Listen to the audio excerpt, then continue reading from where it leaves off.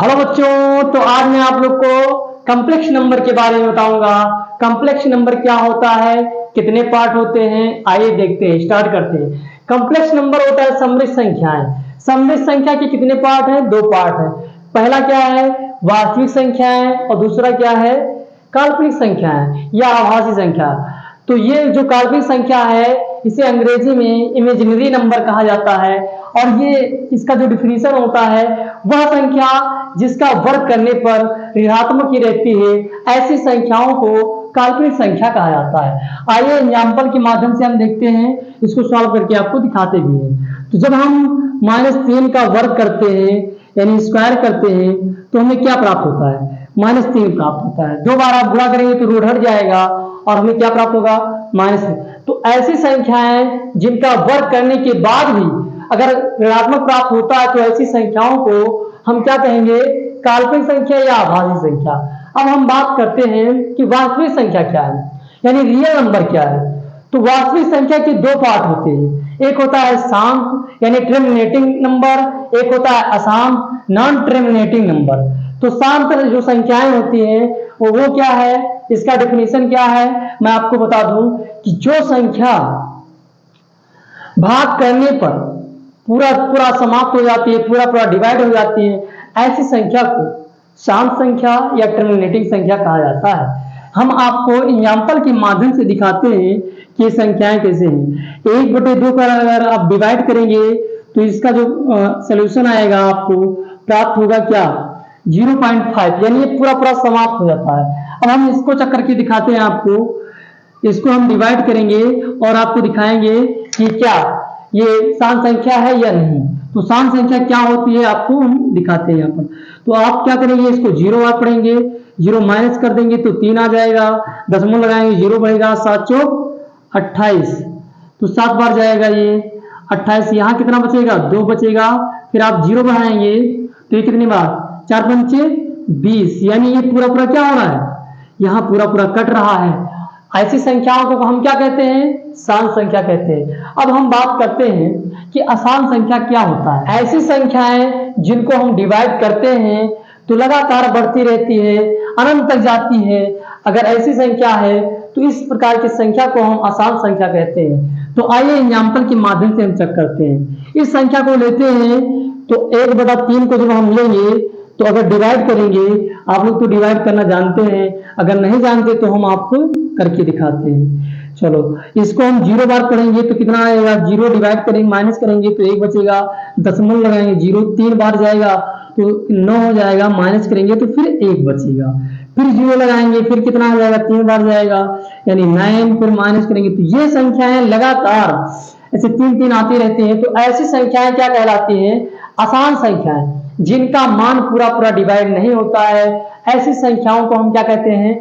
अशांत संख्या कहते हैं। अब मैं आप लोग को बताते हैं अशांत संख्या के कितने पार्ट होते हैं। तो दो पार्ट होते हैं, एक होती है आवर्ती संख्या, एक होती है अनावर्ती संख्या, यानी repeating number, non repeating number.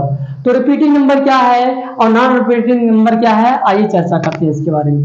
तो रिपीटिंग नंबर में क्या होता है कि ये जो संख्या है इसमें बार बार पुनरावृत्ति होती है, तो ऐसी संख्याओं को हम कहते हैं आवर्ती संख्या।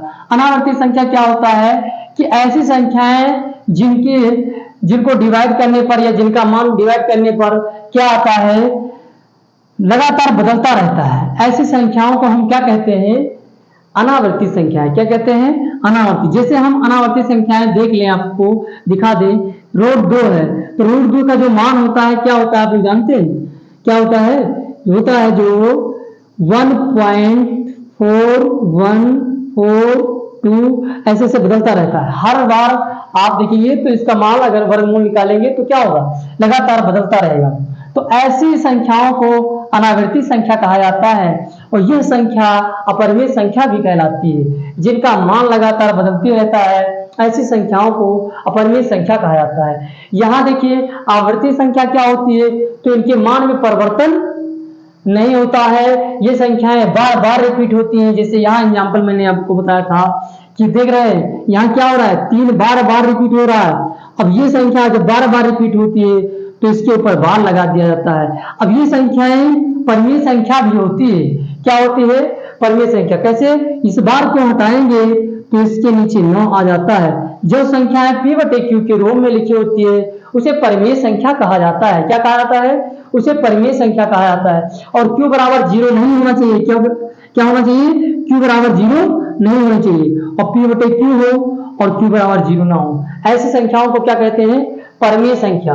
तो मैंने आपको बताया आवर्ती संख्याएं क्या है कि वे संख्याएं जिनके मान बढ़ते हैं, बार बार रिपीट होते रहते हैं, वे संख्याएं जिनको भाग करने पर बार बार संख्याएं प्राप्त होती रहती हैं, रिपीट होती रहती हैं, दोबारा आती रहती हैं वही संख्याएं, ऐसी संख्याएं क्या कहलाती हैं?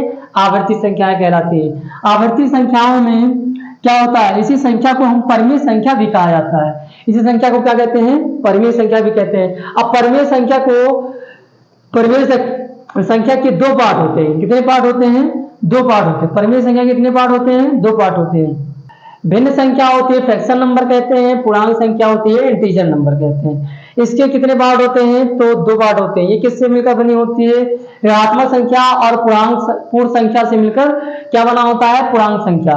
अब इसमें पूर्णांक में क्या होता है? आप ऋणात्मक संख्या जानते ही हैं, 1, 2, -2 ये सब ऋणात्मक संख्या है। और पूर्णांक क्या होता है? 0, 1। अगर आप नहीं जानते हैं तो वहाँ मैंने इससे पहले वीडियो बनाया है, उसमें आप देखिए कि पूर्णांक संख्या क्या होती है। हालांकि ये 0, 1, 2, 3, 4 ये संख्या है, पूर्णांक संख्या है। अब पूर्णांक संख्या में हमें क्या मिलता है? प्राकृत संख्याएं मिलती है, यानी नेचुरल नंबर मिलता है। और ये क्या है? उसमें क्या मिलता है आपको? आभास संख्या या ऋण संख्या। और इसमें क्या मिलता है? भाज्य संख्या यानी कंपोजिट नंबर। और क्या मिलता है? Prime number. ये सब संख्याएं किसमें है? प्राकृत संख्या में। और प्राकृत संख्या से क्या मिलकर बना हुआ है? पूर्ण संख्या। पूर्ण संख्या और ऋणात्मक संख्या मिलकर क्या बनी हुई है? पूर्णांक संख्या है। पूर्णांक संख्या और भिन्न संख्या को जब जोड़ा जाता है तो प्राप्त होता है परमेय संख्या। परमेय संख्या क्या है? आवर्ती संख्या। अब आवर्ती संख्या और अनावर्ती संख्या को जब जोड़ते हैं तो अशांत संख्याएं प्राप्त होती है। अशांत संख्या और शांत संख्या को जब जोड़ते हैं तो वास्तविक संख्या प्राप्त होती है। वास्तविक संख्या और काल्पनिक संख्या को जब हम जोड़ते हैं तो क्या प्राप्त होता है? कॉम्प्लेक्स नंबर प्राप्त होता है। इस प्रकार से मैंने इस वीडियो को पूरा डिक्लेयर कर दिया है, आपको अच्छे से बता दिया है। कोई अगर डाउट रहेगा तो आप कमेंट जरूर करें और मेरे वीडियो को लाइक और शेयर जरूर करें। मिलते हैं फिर नए वीडियो में, तब तक के लिए धन्यवाद। जय हिंद।